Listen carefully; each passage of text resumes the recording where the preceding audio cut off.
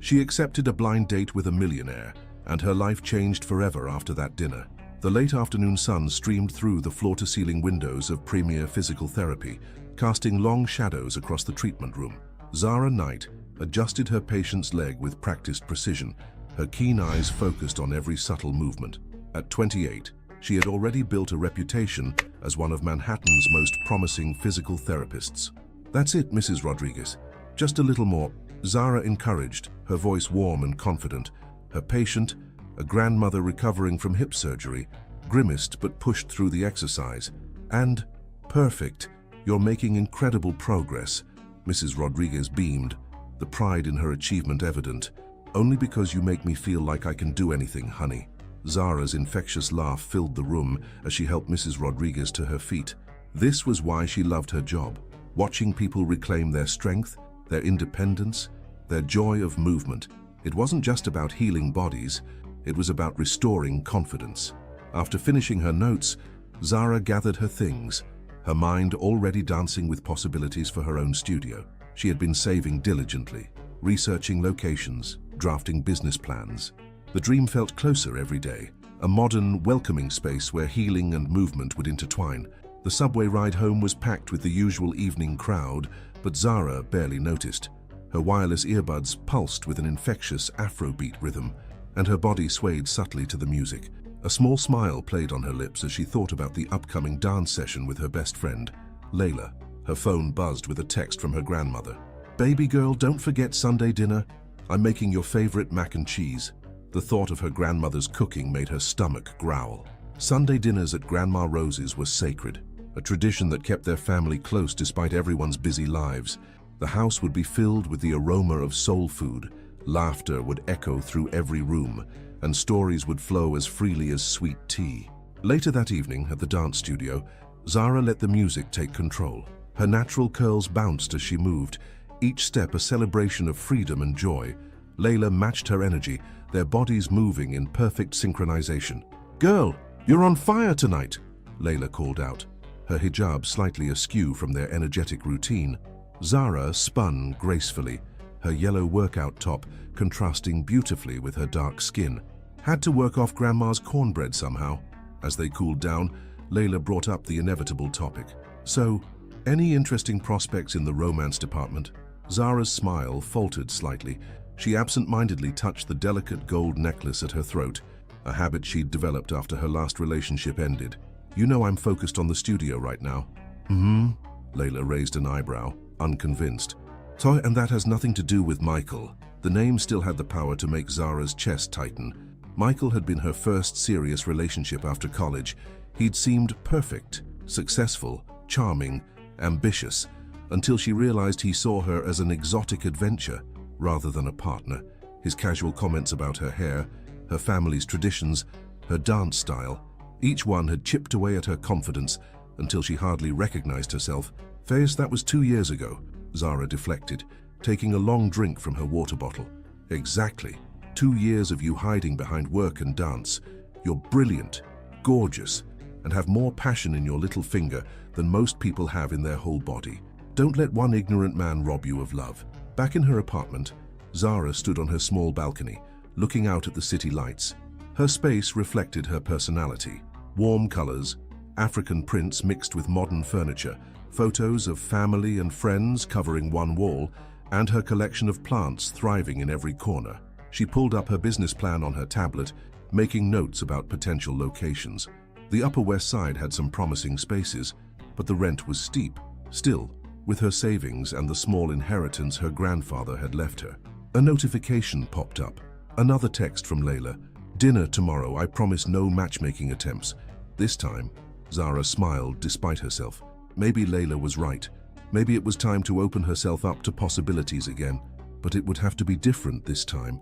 She wouldn't compromise who she was or dim her light for anyone. She walked to her bedroom, passing the full-length mirror. Her reflection caught her eye. Strong, beautiful, unapologetically herself. The woman looking back at her had grown so much since Michael. She was stronger now, more certain of her worth. As she got ready for bed, Zara's mind wandered to her patients, her future studio, her family's support. Love would come when it was ready.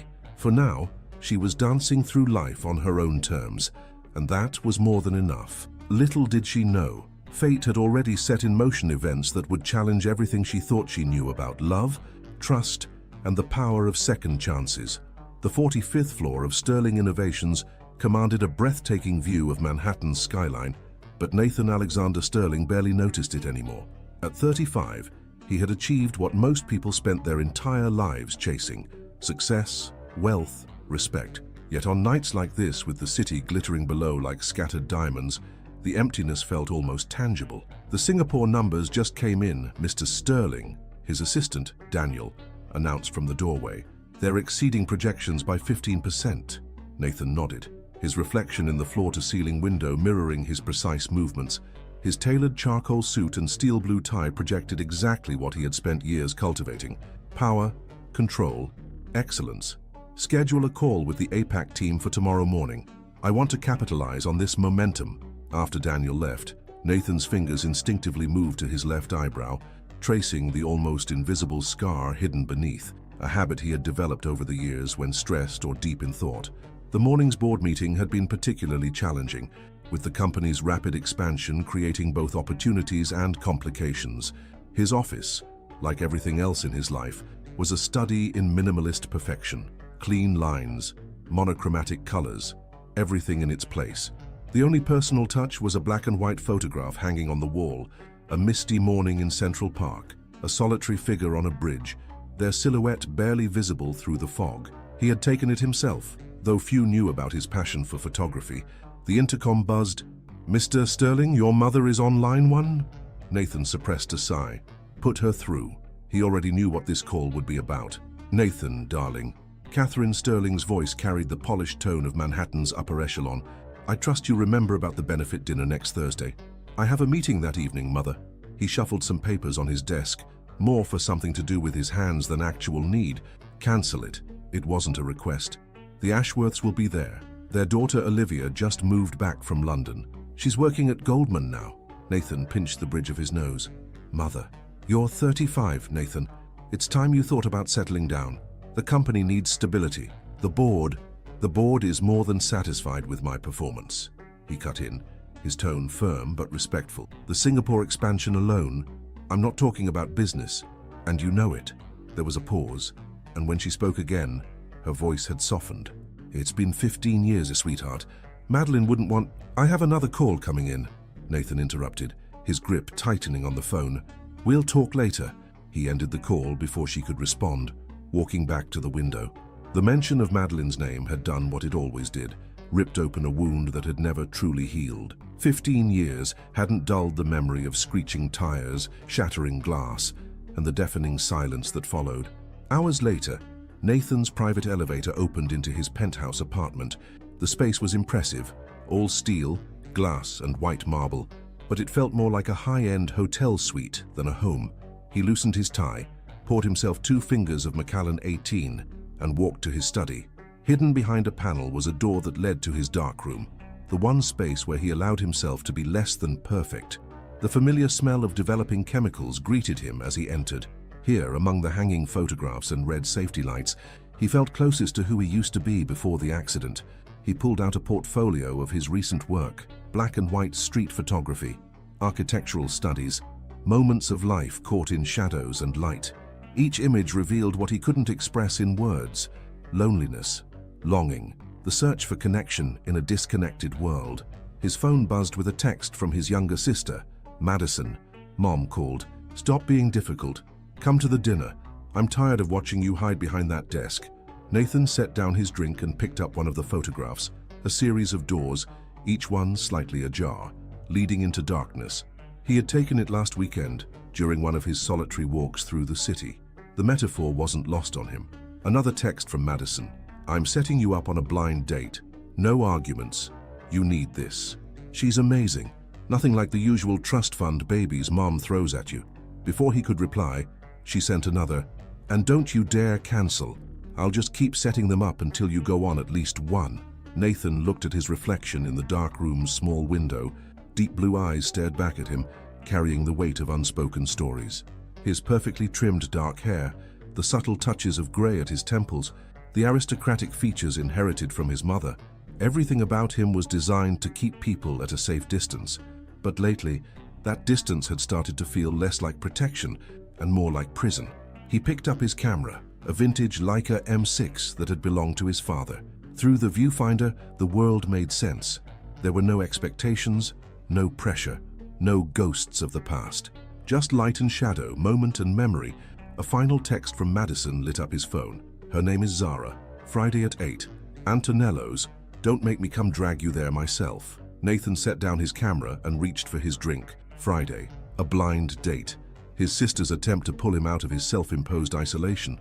Part of him wanted to cancel immediately, to retreat back into the safe, controlled world he had built for himself. But something, maybe the lateness of the hour, the whiskey warming his blood, or the weight of 15 years of holding everyone at arm's length, made him hesitate. He thought about the photograph of the doors, each one offering a choice between staying in darkness or stepping into unknown light. He picked up his phone and typed a simple response. Fine. One dinner. Madison's reply was immediate. Trust me, big brother. This one's different. Nathan walked back to the window. The city spread out before him like a sea of possibilities. He had built an empire, controlled every aspect of his life with precision and care. But standing there, with the ghost of Madeline's memory and the promise of Friday's dinner hanging in the air, he wondered if perhaps it was time to let go of some of that control. Little did he know, the woman his sister had chosen would challenge everything he thought he knew about love, loss, and the careful walls he had built around his heart. Girl, you are not wearing those basic black pumps to this date, Layla declared, diving into Zara's closet with the determination of a seasoned fashion commando. This is Antonello's we're talking about. That place has a 2-month waiting list. Zara sat on her bed, surrounded by discarded outfits, watching her best friend tear through her wardrobe like a tornado. Maybe this is a mistake. I don't even know this Madison person, let alone her brother. Madison Sterling is one of my regular clients at the spa, Layla replied, emerging with a red dress Zara had forgotten she owned.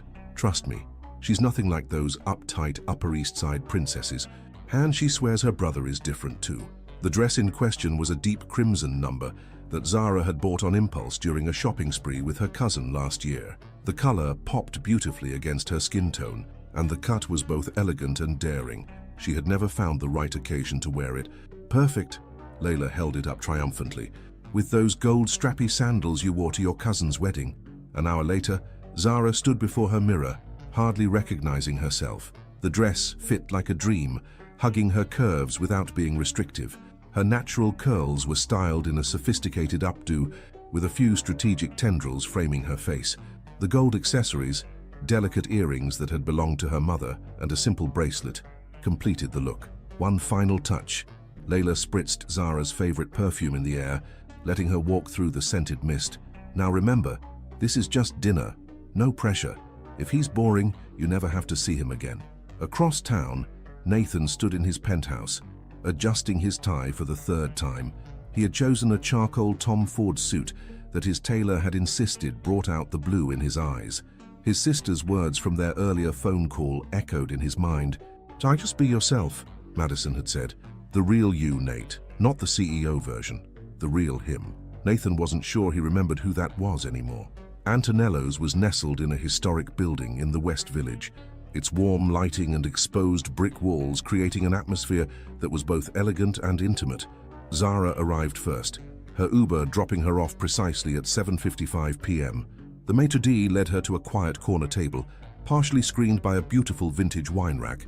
As she settled into her seat, Zara's professional instincts kicked in, helping her manage her nerves. She observed the space, appreciated the soft jazz playing in the background, smiled at the way the candlelight created dancing shadows on the brick walls. At exactly 8 p.m., Nathan walked through the door. The maitre d' recognized him immediately. Sterling Innovations had held several corporate events here. As he was led to the table, Nathan's practiced eye took in every detail of the restaurant's ambience, until his gaze landed on Zara. Time seemed to slow. She had just taken a sip of water, and the candlelight caught the elegant line of her throat, the graceful way she set down her glass. Her eyes met his, and Nathan felt something he hadn't experienced in years, genuine surprise. "Hi," she said, standing to greet him. Her voice was warm, musical, with a hint of nervousness that made her seem refreshingly real. "I'm Zara." Nathan Sterling. He found himself momentarily at a loss for words, struck by the way her smile transformed her entire face. "It's a pleasure to meet you." As they settled into their seats, both were acutely aware of the unexpected energy between them. Nathan noticed the way Zara's fingers played with her water glass when she was thinking, the subtle floral notes of her perfume, the intelligence in her eyes as she studied the menu. Zara observed his impeccable manners, the subtle scar near his eyebrow that he occasionally touched without seeming to realize it, the way his professional facade softened slightly when he smiled. "Your sister tells me you're a physical therapist," Nathan said, as their waiter poured the wine he had selected, a rich Brunello di Montalcino. "I am." Zara took a sip of wine, appreciating its complexity. "I'm currently working at Premier Physical Therapy, but I'm in the process of developing plans for my own studio." Nathan's interest visibly piqued. "A business owner? What's your vision for the studio?" The question opened a floodgate. Zara found herself sharing her dreams for a space that would combine traditional physical therapy with movement therapy, creating an environment where healing wasn't just about fixing injuries, but about reconnecting people with their bodies. "I want it to be welcoming to everyone," she explained, her passion evident in every word. "Not just another sterile medical office, but a place where people feel seen, heard, understood." Nathan found himself drawn in by her enthusiasm, the way her hands moved expressively as she spoke, the clear thought she had put into every aspect of her plan. This wasn't just a vague dream. She had done her research, understood her market, identified her unique value proposition. "You've really thought this through," he observed, genuine admiration in his tone. Zara laughed, the sound sending an unexpected warmth through his chest. "Is that surprising?" "No," he answered honestly. "Impressive." Their appetizers arrived, buffalo mozzarella with heirloom tomatoes for her, carpaccio for him. The conversation flowed naturally, touching on their respective careers, their experiences of New York, their favorite hidden spots in the city. "There's this little jazz club in Harlem," Zara mentioned, tucked away between two larger buildings. "On Thursday nights, they have an open jam session that's just magical." "The Blue Room?" Nathan asked, surprising her. "I've taken some photographs there. The way the light falls through those old windows at sunset." "You're a photographer?" Zara leaned forward, intrigued by this unexpected revelation. Nathan hesitated, then pulled out his phone, scrolling to a photograph he had taken at the club, a saxophone player silhouetted against the warm evening light, his instrument gleaming like liquid gold. "Nathan, this is beautiful," Zara breathed, studying the image. "The composition, the lighting, you have a real eye." He felt a strange flutter in his chest at her genuine appreciation. Most people in his world saw photography as an eccentric hobby for a CEO, but Zara saw the artistry, the emotion behind the lens. As their main courses arrived, osso buco for him, seafood risotto for her, both were surprised by how comfortable they felt. The initial awkwardness had melted away, replaced by a natural rhythm of conversation, shared observations, and discovered connections. "So, what made you agree to this blind date?" Zara asked, curious. "Your sister mentioned you don't do this often." Nathan considered the question, taking a sip of wine. "Madison can be persistent, but honestly," he met her eyes, "I think I was tired of saying no to possibilities." The vulnerability in his admission caught them both off guard. Zara felt something shift in the air between them, a deepening of connection that both thrilled and frightened her. "And you?" he asked softly. "What made you say yes?" Zara thought about Layla's words, about her own resolution to stop letting past hurts dictate her future. "I guess I was tired of saying no too." The evening wound down with shared tiramisu and espresso. Neither wanted the night to end, but both recognized the wisdom of leaving while the magic still held. Outside the restaurant, standing close together under the awning, they exchanged numbers. The city hummed around them, but in that moment, they existed in their own bubble of possibility. "Thank you for tonight," Zara said, meaning it. "It was unexpected," Nathan offered, a small smile playing at his lips. In the best way. As Zara's Uber pulled away, Nathan stood watching until the car disappeared around the corner. Something had shifted in his carefully ordered world, and for the first time in years, the prospect of change didn't terrify him. In her car, Zara touched her lips, still feeling the ghost of the smile that had barely left her face all evening. Her phone buzzed with a text from Layla. Well, details. But how could she explain what had happened tonight? How a blind date had somehow turned into something that felt like the beginning of a story she desperately wanted to read. Neither Zara nor Nathan slept much that night, their minds replaying moments from the evening, analyzing glances, remembering smiles. Both knew that tomorrow they would return to their regular lives, she to her patients, he to his boardroom. But something had started here, something neither of them had expected. The question was, were they brave enough to see where it might lead? The next 2 weeks unfolded like a dream. Between their busy schedules, Zara and Nathan found moments to create their own private world. Coffee breaks turned into long walks through Central Park. Quick lunch meetings became hours of conversation. Text messages flew back and forth throughout the day, each one making their phones feel like portals to somewhere warmer, safer, more real. On a crisp Saturday morning, Nathan waited outside Premier Physical Therapy, 2 cups of artisanal coffee in hand. He watched through the window as Zara finished with her last patient, her movements confident and assured. She wore simple navy scrubs, her hair pulled back in a practical bun, yet Nathan found himself more drawn to her than ever. "You didn't have to wait," Zara said as she emerged, but her bright smile betrayed her pleasure at seeing him. "I wanted to." He handed her the coffee, oat milk latte with a hint of vanilla, just as she liked it. "Besides, I have a proposition for you." Zara raised an eyebrow, taking a sip of her coffee. "Should I be worried? There's this hidden gem in Brooklyn, a small Ethiopian restaurant I discovered during a photography expedition. The light there at sunset." He paused, suddenly uncertain. "Would you like to have dinner there tonight?" The suggestion caught Zara off guard. Their previous dates had been firmly in Manhattan, mostly at upscale establishments. This felt different, more personal somehow. "I'd love to," she said softly, touching his arm. That evening, as they sat on cushions at a low table in Addis Ababa kitchen, Nathan watched in fascination as Zara expertly tore pieces of injera bread to scoop up the fragrant stews. "My college roommate was Ethiopian," she explained, noticing his interest. "Her mother would cook for us whenever she visited. She taught me that food tastes better when you eat it the traditional way." Nathan attempted to mimic her technique, making a mess but laughing at his own clumsiness. It was a side of him Zara hadn't seen before, less controlled, more willing to be imperfect. "Here," she said, reaching for his hand to guide his movements. The simple touch sent electricity through both of them. As the sun set, casting golden light through the restaurant's weathered windows, Nathan reached for his camera. Zara watched as he captured the play of light on the colorful walls, the steam rising from their coffee cups, the shadows cast by the traditional baskets hanging from the ceiling. "Show me," she said when he lowered the camera. He scooted closer, their shoulders touching as he scrolled through the images. Each photograph revealed not just what he saw, but how he saw it. Beauty in unexpected places, stories in shadows and light. "You should show these somewhere," Zara said thoughtfully. "They're really special, Nathan." He stiffened slightly. The board wouldn't understand. A CEO spending time on photography. "Is that all you are? A CEO?" The question hung in the air between them, heavy with implication. Before Nathan could respond, his phone buzzed. Another message from his mother about an upcoming charity gala. "Speaking of being a CEO," he said, his tone shifting back to something more formal, "there's an event next weekend. Would you like to be my date?" Zara felt a flutter of anxiety. What kind of event? "The annual Sterling Foundation Gala. It's important for the company." The way he said it made it clear this wasn't just another date. This was Nathan asking her to enter his world, the world of high society, board meetings and expectations.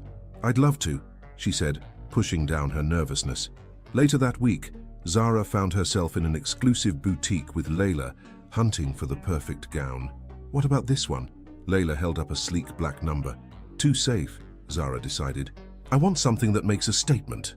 They finally found it, a deep blue gown that seemed to capture the essence of starlight. When Zara tried it on, even the boutique owner stopped to stare.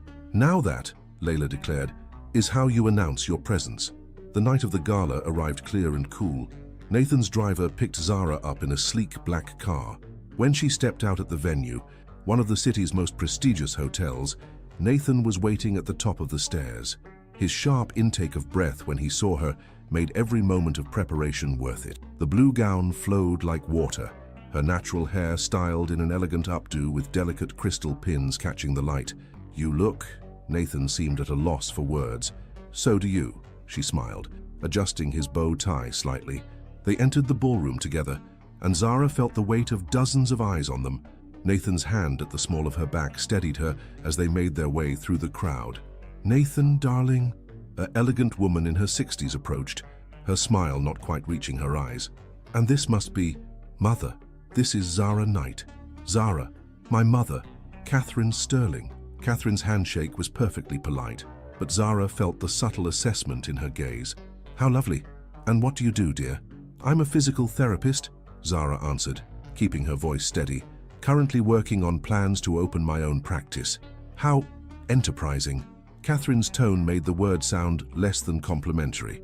"Nathan, the Ashworths were asking about you. Olivia's just back from London." "Mother," Nathan's voice carried a warning edge. "So if you'll excuse us, I believe the first dance is starting." He led Zara to the dance floor as the orchestra began a waltz. In his arms, moving to the music, Zara could almost forget the subtle tension surrounding them. "I'm sorry about my mother," Nathan murmured. "Don't be. I'm used to people making assumptions." The evening progressed with a familiar pattern: polite conversations, subtle social maneuvering, and moments where Zara caught whispered comments behind raised champagne glasses. Nathan remained attentive, but she could see him shifting between two versions of himself: the man who had laughed with her over Ethiopian food, and the polished CEO who handled social politics with practiced ease. During a quiet moment on the terrace, Zara found herself wondering which version was real. The cool night air carried the scent of the hotel's rooftop garden, and in the distance, the city sparkled like a constellation brought to earth. "Penny for your thoughts," Nathan joined her, offering a fresh glass of champagne. "Just thinking about how many different versions of ourselves we all carry," she said honestly, "and wondering which ones are real." Nathan was quiet for a long moment. "With you," he finally said, "I feel like I'm remembering who I used to be, before everything." The vulnerability in his voice touched something deep in Zara's heart. She turned to face him, reaching up to touch the small scar near his eyebrow. He caught her hand, pressing a kiss to her palm that made her breath catch. "Dance with me?" he asked softly. "Out here, just us." They swayed together under the stars. No music but the distant sounds of the city and their own heartbeats. For a moment, all the complications fell away. Their different worlds, society's expectations, their own fears and doubts. But as Nathan held her close, Zara couldn't shake the feeling that they were standing on the edge of something much more complex than either of them had anticipated. The question wasn't just whether they could bridge their different worlds, it was whether they were ready to face the changes that would come with trying. As if reading her thoughts, Nathan pulled back slightly to look into her eyes. "What are you afraid of?" he asked quietly. Zara thought about all the careful walls she had built around her heart, all the reasons she had given herself to play it safe. "Losing myself," she answered honestly. Again, his hands tightened slightly on her waist. "I would never want that." "Sometimes," she said softly, "what we want and what we do are different things." The truth of her words seemed to hover in the air between them, along with all the things they hadn't yet said, about his past, about her fears, about the worlds they would have to navigate together. But for now, under the Manhattan stars, they just held each other and danced, letting the moment be enough. Tomorrow would bring its own challenges, its own choices, its own tests of what they were building. The only question was, would their foundation be strong enough to weather what was coming? The morning light filtered through the windows of Nathan's penthouse as he prepared coffee in his pristine kitchen. Last night's gala still lingered in his mind, particularly the moment on the terrace with Zara. Her words about different versions of ourselves had struck deeper than she knew. His phone buzzed with an incoming email. The preview made his blood run cold. From teen Victoria Ashworth, subject: "Wonderful seeing you last night. Lunch to catch up." Victoria. He hadn't expected her to be at the gala, hadn't been prepared to see her standing there in a silver dress, looking exactly as she had 3 years ago when she'd walked away from their engagement. A text from Zara lit up his screen. "Last night was interesting. Thank you for the dance under the stars." The contrast between the two messages made his head spin. Before he could respond to either, his sister Madison called. "So?" Her voice was eager. "How did it go with Zara at the gala?" Nathan pinched the bridge of his nose. "She was amazing, too amazing for that circus." "Mom being difficult. When isn't she?" He sighed. Victoria was there, Madison's sharp intake of breath was audible. Did she speak to Zara? No, but she's asking to meet for lunch. Nate. Madison's voice carried a warning. Don't. But Nathan was already thinking about all the things left unsaid between him and Victoria. The engagement that had ended when she'd chosen her career in London over their relationship. The way he'd buried himself in work afterward, adding another layer to his walls. Across town, Zara was at her Saturday morning dance class with Layla. The studio vibrated with African drum rhythms as they moved through their warm-up routine. So the gala wasn't a total disaster? Layla asked between movements. Zara executed a spin, letting the music flow through her. Parts were magical. Other parts, she thought of Catherine Sterling's polite dismissal, the whispered comments. The way Nathan seemed to shift personalities depending on who he was talking to. Girl, I see those wheels turning. What aren't you telling me? Before Zara could respond, her phone chimed with a notification. She grabbed it during their water break, expecting Nathan's reply to her text. Instead, she found herself staring at a news article someone had sent her. Sterling Innovations. CEO Nathan Sterling and former fiancée Victoria Ashworth reunite at annual gala. The attached photo showed Nathan and a stunning woman in silver, caught in what appeared to be an intimate conversation. Zara's stomach clenched. Former fiancé? Layla peered over her shoulder. He never mentioned that. No, Zara said quietly. He didn't. Later that afternoon, Nathan and Zara met at their now favorite coffee shop in the West Village. The tension was immediate. Both had questions they were afraid to ask. You look tired, Zara observed, noting the shadows under his eyes. Long morning of calls. He paused. Zara, about last night. I saw the article, she said directly. Victoria Ashworth. Nathan's fingers found his scar, that telling gesture she'd come to recognize. It was 3 years ago. She chose London over...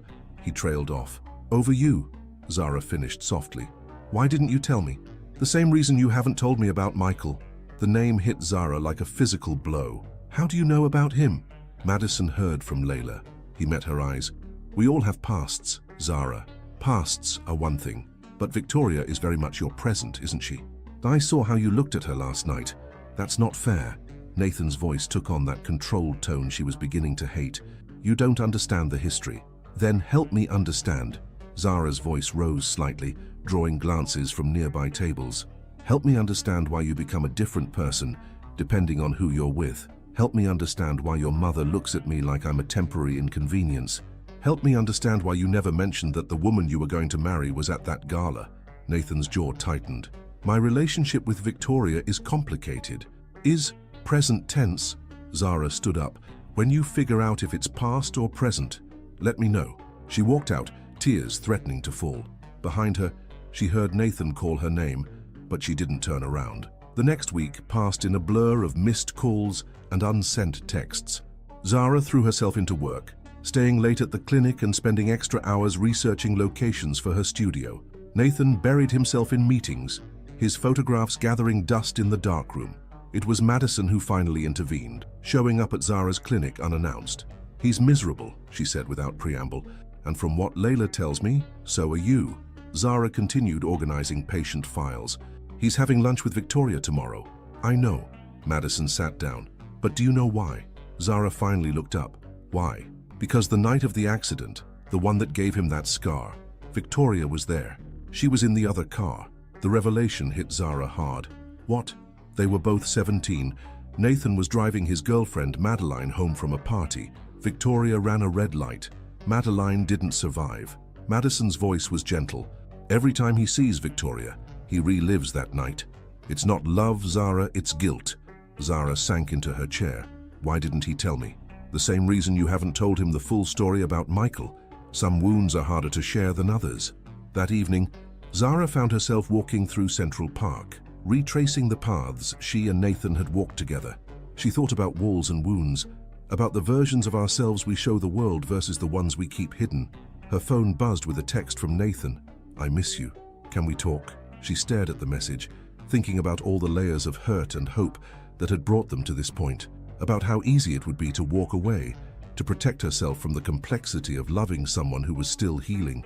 But then she thought about the man who laughed over Ethiopian food, who danced with her under the stars, who saw beauty through his camera lens that others missed. The man who was, perhaps, as scared of being truly seen as she was.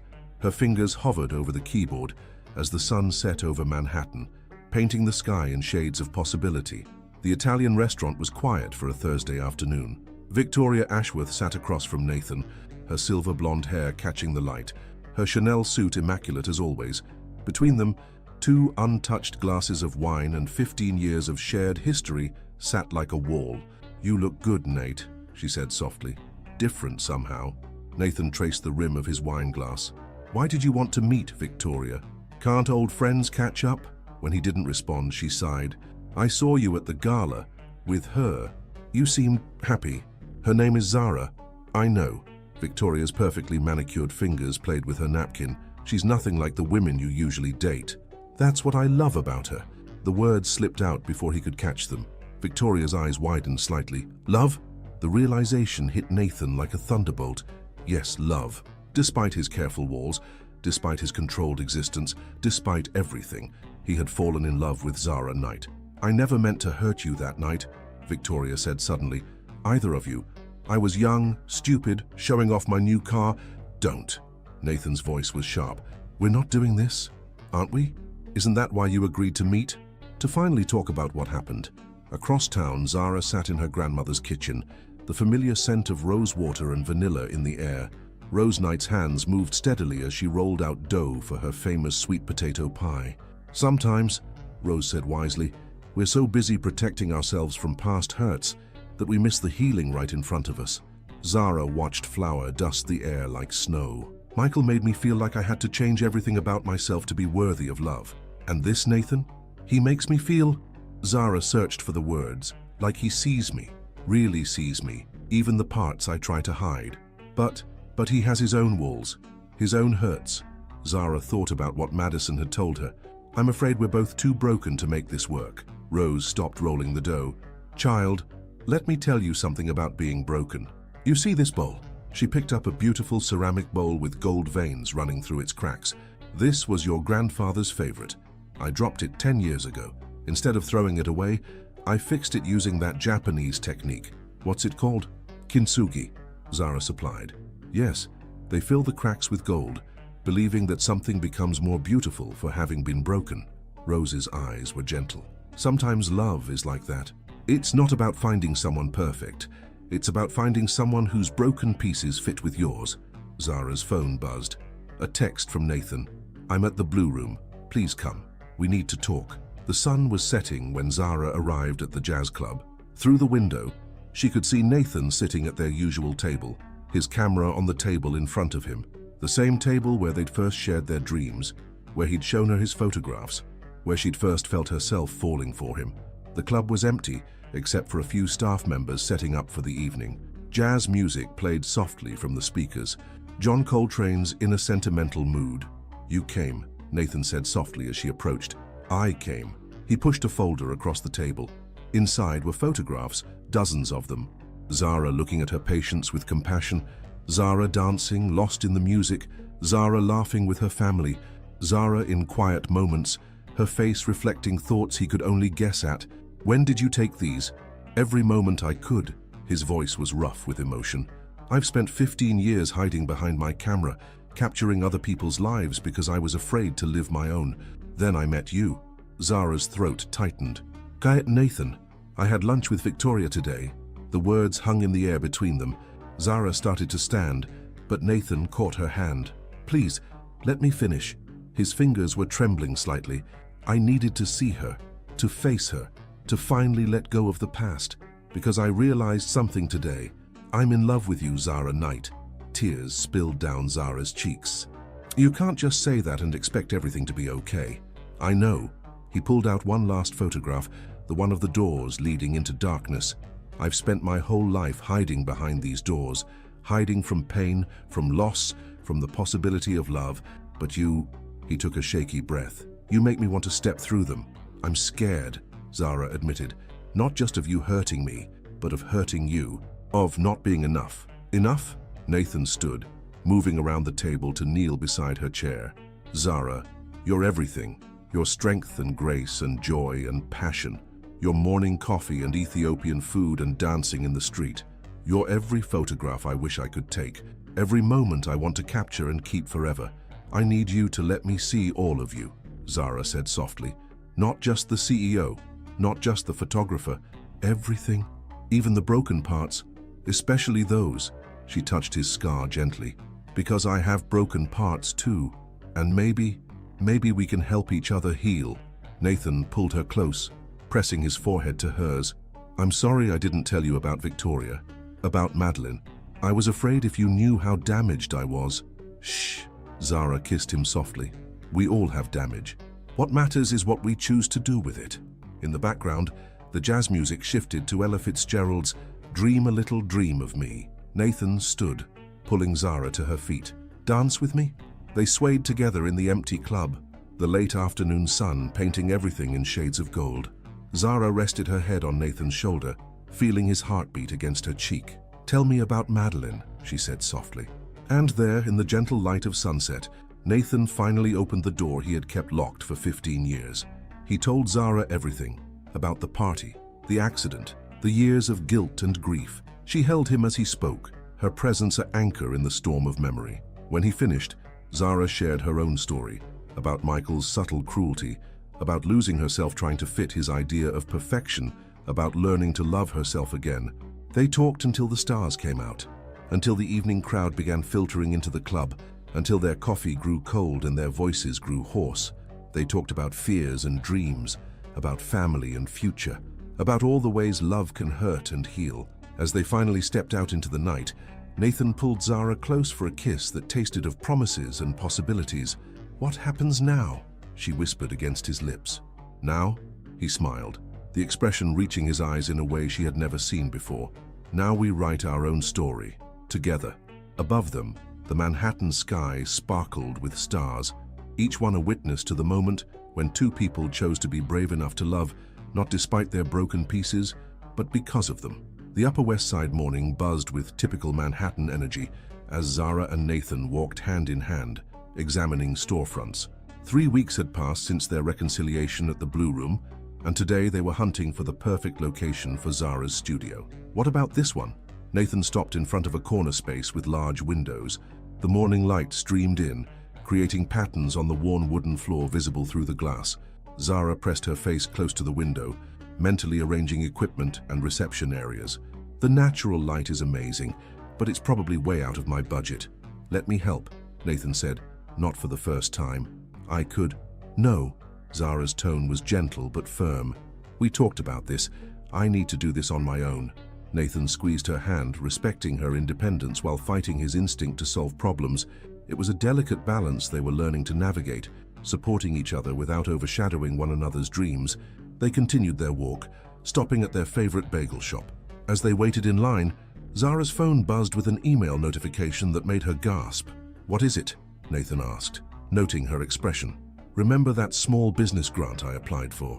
Her voice trembled with excitement. I'm a finalist. They want to interview me next week. Nathan pulled her into a tight hug, not caring about the curious glances from other customers. That's incredible. We should celebrate. Actually, Zara bit her lip, a habit that still made his heart skip. I was thinking maybe you could help me prepare. You know more about business presentations than anyone I know. The trust in her request touched him deeply. I'd be honored. Later that evening, they sat in Zara's apartment, presentations materials spread across her coffee table. Nathan watched as she practiced her pitch, impressed by her passion and preparation. Your financial projections are solid, he noted, reviewing her documents. But when you present them, remember to... A knock at the door interrupted them. Zara opened it to find Layla, looking concerned. Girl, have you seen this? She thrust her phone at Zara. On the screen was a business news article. Sterling Innovations CEO Nathan Sterling's new romance raises eyebrows in business community. Below was a photo of them at the bagel shop that morning, followed by quotes from anonymous sources, questioning whether Nathan's relationship with a local physical therapist indicated a lack of focus on business matters. It's nothing, Nathan said quickly, reading over Zara's shoulder. Are these tabloids always... Well, it's not nothing, Zara cut in, her voice tight.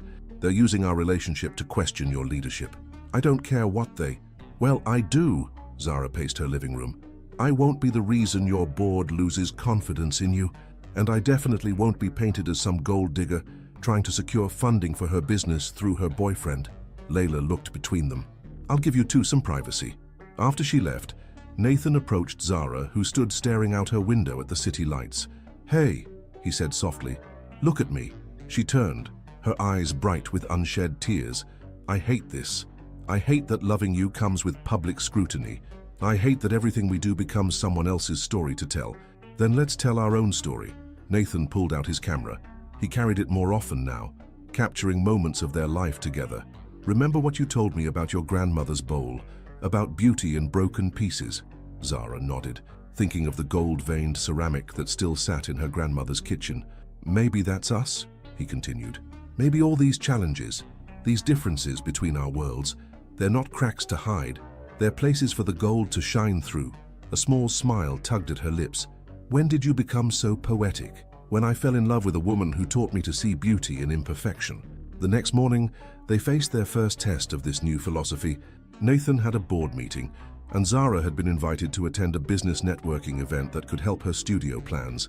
Come with me, she said impulsively over breakfast. Nathan looked up from his coffee. To the networking event, but the board, reschedule it. Her eyes sparkled with challenge. Show them that Sterling Innovations' CEO is invested in small business development. Turn their story into our story. He considered it for a moment, then pulled out his phone. Daniel, move the board meeting to Thursday and prepare a statement about Sterling Innovations' commitment to supporting local entrepreneurs. The networking event was held in a converted warehouse in Brooklyn. Zara moved through the crowd with natural grace, her passion for her project infectious. Nathan watched with pride as she commanded attention, building connections, sharing her vision. During her presentation, she spoke about the importance of accessible physical therapy, about creating a space where healing meant more than just treating injuries. When asked about her business model, she handled questions with confidence, occasionally catching Nathan's encouraging smile. Ms. Knight, one investor approached afterward, your proposal is intriguing, but I couldn't help noticing Sterling Innovations' CEO in attendance. Should we assume there's corporate backing for this venture? Zara straightened her spine. Mr. Sterling is here as my partner, supporting my dream, but this project stands on its own merits. I'd be happy to walk you through my independent funding strategy. Later, as they walked along the Brooklyn promenade at sunset, Nathan pulled her close. You were amazing today. We were amazing, she corrected. You didn't try to take over or solve everything. You just supported. I'm learning. He kissed her temple. Speaking of learning, dinner at your grandmother's on Sunday. Zara laughed. Ready for another cooking lesson? She's determined to teach you her cornbread recipe. I'll never master it like you have. That's not the point. She stopped, turning to face him. Tyre, the point is you're trying. The point is you're willing to step into my world the same way I step into yours. Above them, a flock of birds wheeled against the darkening sky, free and synchronous in their flight. Nathan raised his camera, capturing the moment. The birds, the sunset, and Zara's face lifted to watch them, everything he loved in one frame. Your grant interview is on Thursday, he remembered. Nervous, terrified, she admitted. Damn but good terrified, like how I felt falling in love with you. Nathan lowered his camera, taking in the woman before him. Strong, ambitious, unafraid to chase her dreams or fight for their love. Know what? I think that's exactly how we're supposed to feel, like we're flying and falling at the same time. Zara's phone chimed with another email, the real estate agent about the corner property. The price was steep, but not impossible with the grant. Another piece of their future, waiting to fall into place. Whatever happens, Nathan said, reading the email over her shoulder, we'll figure it out. Together. Together, Zara agreed, leaning into him as the last light faded from the sky, painting Brooklyn in shades of possibility. They stood there as darkness fell, two people from different worlds who had chosen to build a new world together, one golden-veined moment at a time. The conference room of Sterling Innovations hummed with tension. Nathan sat at the head of the table, his expression unreadable as the board members exchanged concerned glances. The quarterly reports projected on the screen showed a slight dip in Asian market performance. The timing of this expansion is crucial, board member Richardson emphasized, his gray suit as stern as his expression. We need your full attention, Nathan. No distractions. The implication was clear. More photos of Nathan and Zara had appeared in business publications, along with speculation about his commitment to the company. The latest showed them at the networking event in Brooklyn, with headlines questioning his focus on personal interests. "My personal life is not up for discussion." Nathan's voice carried that CEO edge that could silence a room. At our Asian market strategy, the door opened, and Daniel rushed in, looking apologetic. "Mr. Sterling, I'm sorry to interrupt, but there's an urgent call from Madison." Nathan's heart dropped. Madison never interrupted board meetings. "Excuse me, gentlemen." In the hallway, he took the call. Madison's voice was tight with worry. "Nate, you need to get to Metropolitan Hospital. Now." "What happened?" "It's Zara. There was an accident at her clinic." The world tilted on its axis. Nathan was moving before conscious thought, barely registering, giving Daniel instructions to reschedule the board meeting. The drive to the hospital was a blur of terrible possibilities. He found Madison in the emergency waiting room. "Where is she?" "They're examining her now. She was demonstrating a therapy technique when a piece of equipment malfunctioned. She fell." Nathan's fingers found his scar, that old nervous tell. "How bad?" "The doctor said no major injuries, but they're concerned about her shoulder. They're running tests." The irony wasn't lost on him, the healer becoming the patient. He sank into a chair, his mind racing with memories of another hospital, another wait, another woman he loved in danger. "Nathan?" Layla rushed in, followed by Rose Knight. "How is she?" Still being examined, he stood to greet Zara's grandmother, who surprised him by pulling him into a tight hug. "She's strong," Rose said firmly. "Our girl is strong." An hour passed. Nathan paced while Rose prayed quietly, her worn Bible open in her lap. Layla made coffee runs. Madison handled the flood of calls from the office. Finally, a doctor appeared. "Family of Zara Knight." "Here." Rose stood, reaching for Nathan's hand. The gesture moved him deeply. She considered him family. "Miss Knight has a dislocated shoulder and some bruising. We've reduced the dislocation, but she'll need physical therapy and rest. No work for at least 3 weeks. "Can we see her?" Nathan asked. "She's asking for you." Zara lay in the hospital bed, her right arm in a sling, looking frustrated but alert. Her face brightened when she saw them, then fell when she noted Nathan's expression. "I'm okay," she said quickly. "Really?" Nathan crossed to her bed, carefully gathering her good hand in his. "You scared me." "I scared myself," she admitted. "But I'm more worried about my patients. 3 weeks is a long time." "Don't you dare worry about that now," Rose scolded gently. "Focus on healing." After ensuring Zara was comfortable and getting her prescribed medication, they discussed logistics. Nathan wanted her to stay at his penthouse where he could help care for her.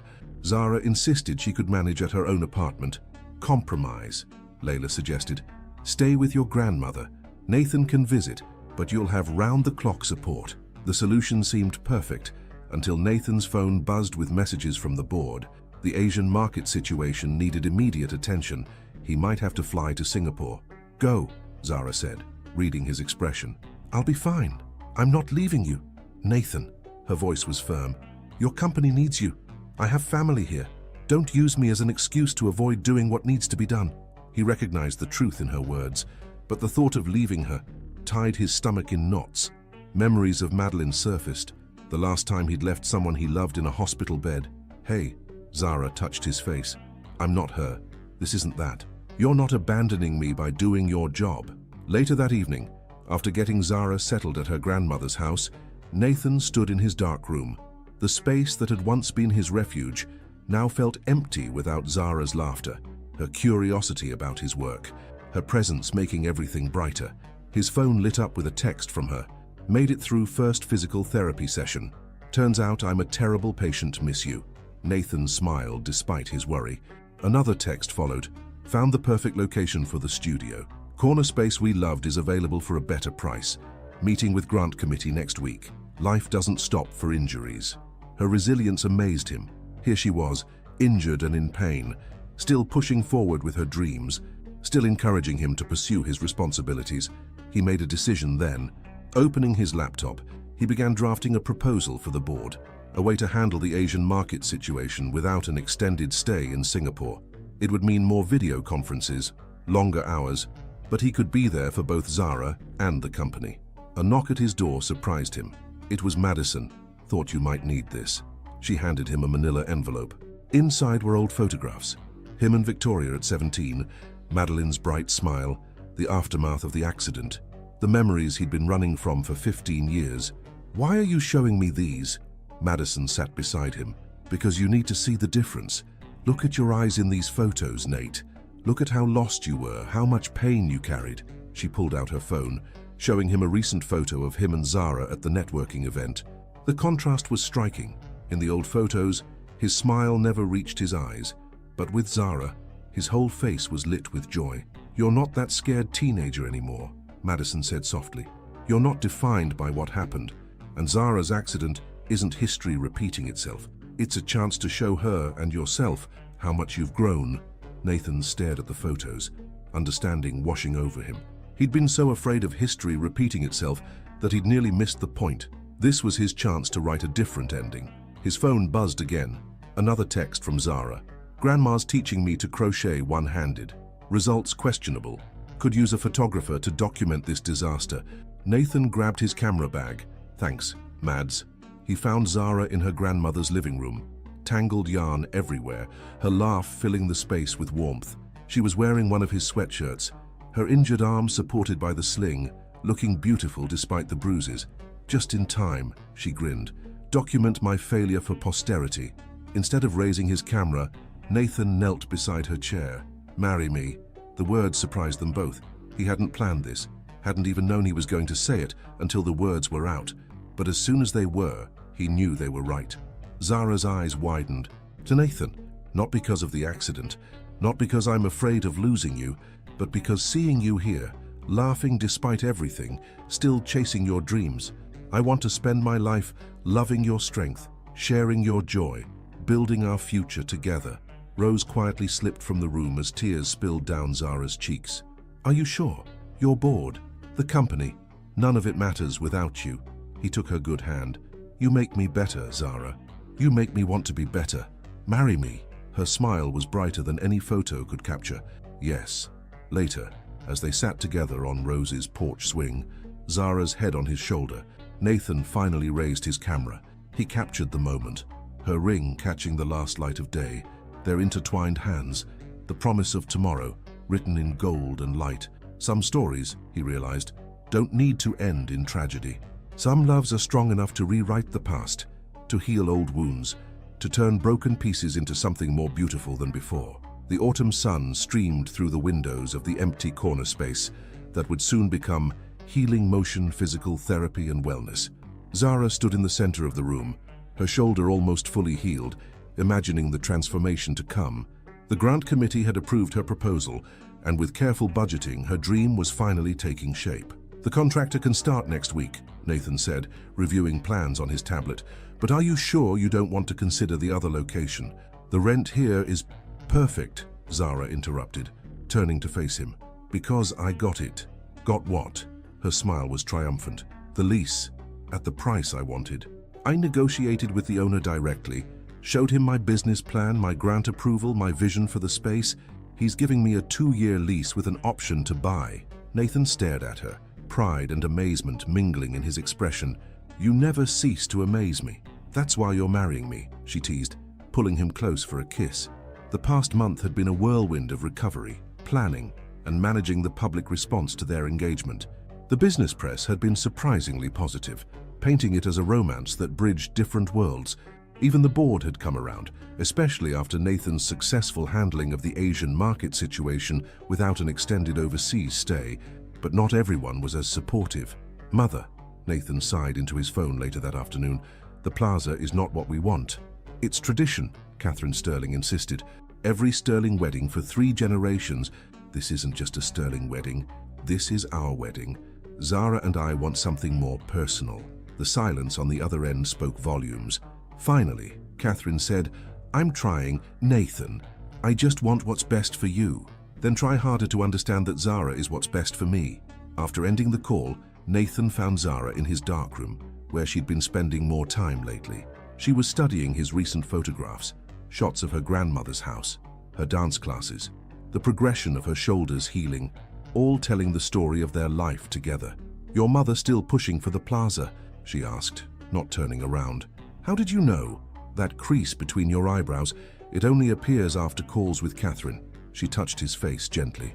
We could consider it, you know. If it's important to your family. No, he pulled her closer. We're having the wedding our way. Speaking of which, he led her to his computer, pulling up a series of photographs.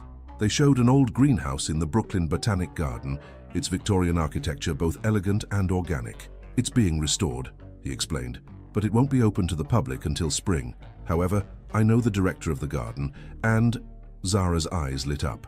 It's perfect. A place where nature and structure meet, where light pours in from every angle, where two different worlds can grow together, Nathan finished. Just like us. Their moment was interrupted by a call from Layla. Turn on the business news, now. They rushed to Nathan's living room, flipping on the TV. A familiar face filled the screen, Victoria Ashworth, being interviewed about her recent promotion to CEO of a major British firm. Ms. Ashworth, your history with Sterling Innovations. CEO Nathan Sterling is well known. Any comments on his recent engagement? Victoria's smile was practiced. Perfect. Nathan and I have known each other since childhood. While our paths diverged, I wish him and his fiancée all the happiness in the world. However, I do hope the board is paying attention to the company's recent market fluctuations. Zara felt Nathan tense beside her. She's implying the engagement is affecting company performance. Let her, Zara said firmly. We know the truth, but the seed had been planted. Over the next few days, business blogs picked up the story. Sterling Innovations. Stock price dipped slightly. Board members began calling more frequently. The situation came to a head at a crucial board meeting. Nathan sat at the head of the table, Zara beside him. Her presence itself a statement. The numbers don't lie, she said calmly, pulling up her own presentation. Since your engagement was announced, Sterling Innovations has actually shown a 3% increase in overall market performance. The Asian market recovery exceeded projections. The recent dip is market-wide, affecting all firms in the sector. The board members exchanged looks. Zara continued, her voice steady. Furthermore, the company's public image has improved. Your engagement has humanized the brand, making Sterling Innovations more relatable to younger investors. Ms. Knight, Richardson spoke up. Your analysis is impressive. I'm a business owner myself now, she reminded them. Understanding market dynamics isn't just for CEOs. After the meeting, Nathan pulled her into his office. That was incredible. I learned from the best. She straightened his tie. Besides, no one messes with my fiancé's company. That evening, they had dinner at Rose's house. Their usual Sunday tradition now. The kitchen was warm with the scent of pot roast and sweet potato pie. Madison and Layla were there too, helping to plan the wedding. The greenhouse will be perfect, Madison declared, looking at the photos. But what about music? Please tell me you're not having some stuffy string quartet. Actually, Zara shared a look with Nathan. We were thinking of having the Blue Room's jazz band for the reception, where we had our first real conversation about dreams. And the ceremony? Layla asked. A blend, Nathan answered. Like us. Classical music arranged for jazz instruments, traditional vows with personal additions. Elements from both our worlds. Rose watched them from her kitchen counter, a knowing smile on her face. You know what I see when I look at you two? I see a love that's not afraid of differences. That's rare. That's worth fighting for. Later that night, in Nathan's penthouse, they stood at his window looking out at the city lights. Zara wore his shirt, her engagement ring catching the light as she gestured toward their future. The studio opens next month. The wedding's in spring. We'll need to find a place of our own somewhere between our two worlds. I've been thinking about that. Nathan pulled out his camera, showing her a series of photographs he'd taken of a brownstone in Brooklyn Heights. It has a garden in the back, room for a home studio, walking distance to your new place. Zara studied the photos, imagining their life there. Our own piece of the city, our own story, he corrected, pulling her close. Below them, Manhattan glittered like a sea of possibilities. They had faced their fears, confronted their pasts, and chosen to build something new together. Not perfect, but real. Not easy, but worth every challenge. Dance with me, Nathan asked, playing their song on his phone, in a sentimental mood, just like that night at the Blue Room. As they swayed together in the darkness, Zara realized something. All those doors she'd been afraid to walk through, all those walls she'd built around her heart, they hadn't really been protecting her. They'd been waiting for the right person to help her open them, to show her that love wasn't about changing who you are, but about finding someone who sees all of you and chooses you anyway. What are you thinking? Nathan murmured against her hair. So I'm thinking that some love stories aren't about perfect matches. They're about perfect timing, about two people being ready to be brave together. Nathan smiled, remembering his own journey from behind the camera to fully participating in life. Ready to be brave with me forever. Forever, Zara agreed, reaching up to kiss him as the city lights painted their future in shades of gold. Spring painted the Brooklyn Botanic Garden in vibrant colors as early morning light filtered through the restored Victorian greenhouse. Nathan stood alone among the flowers, his camera in hand, capturing the way sunbeams danced through the glass panels. In a few hours, these paths would be filled with wedding guests. But for now, the quiet helped him center himself. Through his viewfinder, he noticed a familiar figure approaching. Madison, already dressed in her maid-of-honor gown. "Couldn't stay away from the camera even on your wedding day," she teased. "Just wanted to remember how it looked before." He gestured to the space that would soon transform into their wedding venue. "Before you marry the woman who brought you back to life." Madison's voice softened. "Have you finished your vows?" Nathan patted his jacket pocket, where a well-worn piece of paper rested. Finally, turns out trying to capture Zara in words is harder than capturing her in photographs. Across the garden, in a private preparation room, Zara sat at a vintage vanity while her grandmother arranged her hair. Her wedding dress, a modern design with subtle African-inspired details, hung nearby, catching the morning light.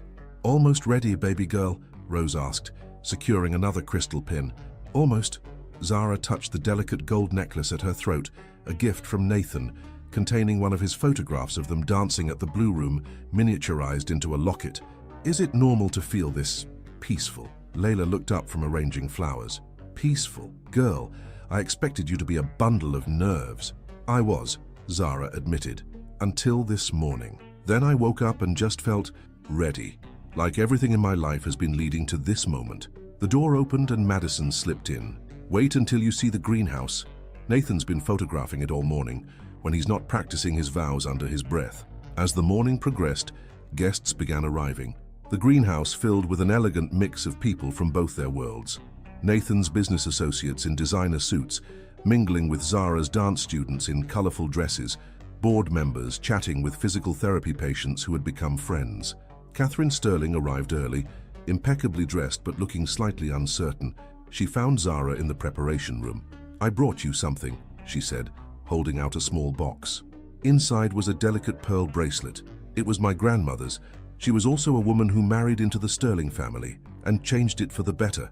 Zara's eyes filled with tears as Catherine carefully fastened the bracelet around her wrist. "Thank you."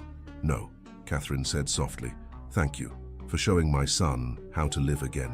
The ceremony space took everyone's breath away. The greenhouse's soaring glass ceiling was draped with twinkling lights and cascading flowers. The jazz band, dressed formally but with creative touches, played a sophisticated arrangement of classical wedding music that filled the space with warmth. Nathan stood at the altar, his best man, his old friend and CFO David, and beside him. When the music changed and the doors opened, time seemed to stop. Zara appeared on her uncle's arm, radiant in her wedding dress, her bouquet a stunning arrangement of roses and local wildflowers. But it was her smile, bright, confident, full of love, that captured everyone's attention. As she reached him, Nathan had to remind himself to breathe. All his photographer's instincts wanted to capture this moment, but for once, he was content to simply live it. Their vows were a perfect blend of tradition and personality. Nathan spoke of learning to step out from behind his camera, of finding the courage to live fully through Zara's love. Zara spoke of learning that true love doesn't require changing who you are, but rather finding someone who helps you become more fully yourself. "I promise," Nathan said, his voice carrying clearly through the greenhouse, "to dance with you even when there's no music, to support your dreams without trying to control them, and to love every version of you, the professional, the dancer, the dreamer, and even the terrible cook." Laughter rippled through the audience as Zara pretended to look offended. "I promise," she responded, "to remind you to see the beauty in imperfect moments, to challenge you when you retreat behind your walls, and to love every part of you, the businessman, the artist, the lost boy, and the man who finally found his way home." When they were pronounced husband and wife, their kiss was met with cheers, jazz music, and the afternoon sun creating a perfect golden light through the glass ceiling. The reception was a celebration of their two worlds fully merged. The Blue Room's jazz band played everything from classic standards to contemporary hits. The menu featured a fusion of cuisines that represented both their backgrounds. Speeches ranged from touching to hilarious, with Madison and Layla sharing stories that had everyone alternating between laughter and tears. As evening fell, Nathan surprised everyone by unveiling a photo exhibition along one wall of the greenhouse, images telling their love story. Zara teaching her patience, Nathan in his dark room, both of them dancing at the Blue Room, quiet moments at her grandmother's house, the progression of her studio's construction, their new home's renovation, a visual testament to how two different lives had become one shared journey. "May I have this dance?" Nathan asked his wife as the band began playing in a sentimental mood. They moved together on the dance floor, lost in their own world, despite the cameras and phones capturing the moment. "Happy," he murmured against her hair. "Beyond happy," she replied, "although I can't believe you turned our wedding into a photography exhibit." "Had to. It's how I first learned to see the world. To see you." As the evening wound down, they slipped away to a quiet corner of the garden. The spring air was soft with promise, and distant laughter and music created a perfect soundtrack. "You know," Zara said, "a year ago, I was afraid to open my heart again, afraid of losing myself in someone else's story. And now I understand that the right love doesn't make you lose yourself. It helps you find parts of yourself you never knew were missing." Nathan pulled out his camera one last time, capturing his wife in the fading light. But this time, Zara took it from him gently and turned it around, photographing him, then both of them together. "There," she said, showing him the slightly off-center but perfectly imperfect image. "So now we have the whole story." Later that night, as they drove to the airport for their honeymoon, they passed by familiar landmarks: the Blue Room, her new studio opening next month, their brownstone, almost ready, his office building, her grandmother's house. Each place held memories of their journey, stepping stones that had led them here. "Ready for our next adventure?" Nathan asked, squeezing her hand. Zara looked at her husband, remembering all the doors they'd walked through together, all the fears they'd faced, all the joy they'd found. "With you, always." As Manhattan receded behind them, its lights twinkling like stars, both knew that this wasn't really an ending. It was a beginning of their shared story, their merged worlds, their future filled with possibilities as boundless as their love. Some love stories are written in grand gestures and dramatic moments, but the best ones, like Nathan and Zara's, are written in small choices: the courage to be vulnerable, the decision to grow together, the daily commitment to choose love over fear. Their story would continue, written in photographs and dances, in quiet moments and loud celebrations, in the blend of two worlds becoming something entirely new. And in the end, that was the most beautiful story of all. The end. If you were in Zara's shoes, would you be able to trust love again after a love disappointment that shattered your self-esteem? Nathan and Zara show us that sometimes it takes courage to let someone into your life, even when you carry scars from the past. Have you ever lived through a love story that required courage to start again? Your participation in the channel is very important. Please leave your opinion in the comments. Thank you so much for watching until the end. If you enjoyed this story, don't forget to subscribe to the channel, leave a like, and comment your thoughts. Your participation is very important to us. See you next time.